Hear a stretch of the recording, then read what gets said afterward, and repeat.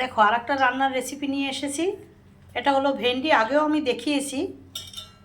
এখন তো গরমের সময় ভেন্ডি পটল এই ছাড়া আর কি দেখাবো।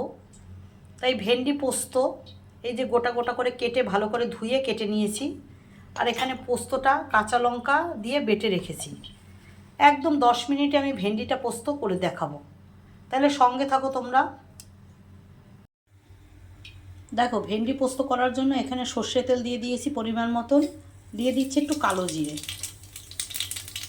একদম সহজ রান্না, তাড়াতাড়ি হয়ে যায়। এবার এই ভেন্ডিটা দিয়ে দেবো। দেখতেই পাচ্ছ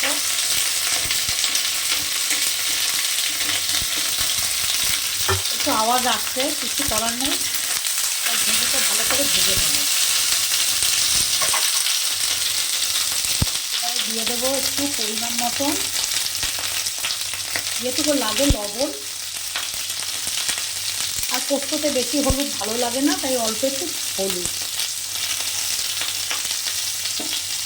এটা দিয়ে ভালো করে ভাজতে যেটুকু সময় লাগে, পোস্ত করতে সময় লাগে না বেশি সময়। দেখো ভেজে নেব, ঢাকা দিয়ে দিয়ে ভেন্ডিটা নরম করে ভাজবো। দেখো ঢাকা দিয়ে ভাজছি বলে তেলটা ছেড়ে দিয়েছে। ভেন্ডি ভাজা, ভেন্ডির তরকারি সবাই তো খায়, কিন্তু এইটা বেশি ভালো লাগে ভাতের সঙ্গে, দারুণ টেস্ট। আমরা তো ভালোবাসি, তাই দেখাই বারে বারে করে। তোমরা কারা কারা ভালোবাসো সেটাও জানিও। এখন গরমের সময় ভেন্ডি প্রচুর পাওয়া যায়। ভেন্ডির অনেক রকম রেসিপি করা যায়, কিন্তু আমার এইটা বেশি ভালো লাগে।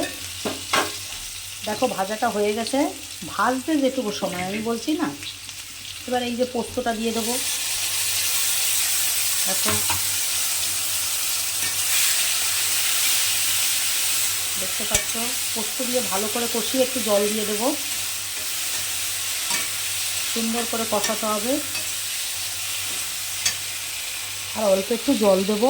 মিক্সির বাটিটা ধুয়ে মিক্সিটাই করেছি, কোনো মশলাই নষ্ট করা উচিত না।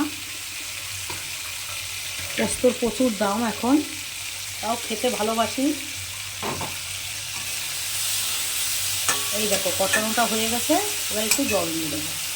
এই বাটি ধোয়া জলটুকুই দিব, আর কিন্তু জল আমি দেবো না, এতেই হয়ে যাবে। দেখতে পাচ্ছ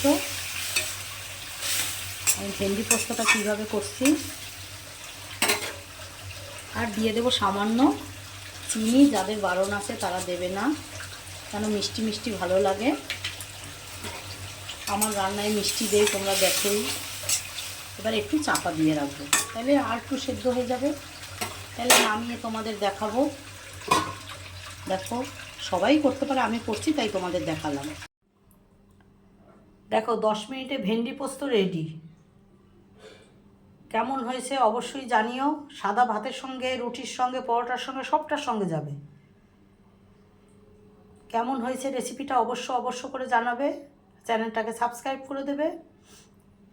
আবার একটা রান্নার ভিডিও নিয়ে আসবো। এখন এই পর্যন্ত, ভালো থেকো, সুস্থ থেকো।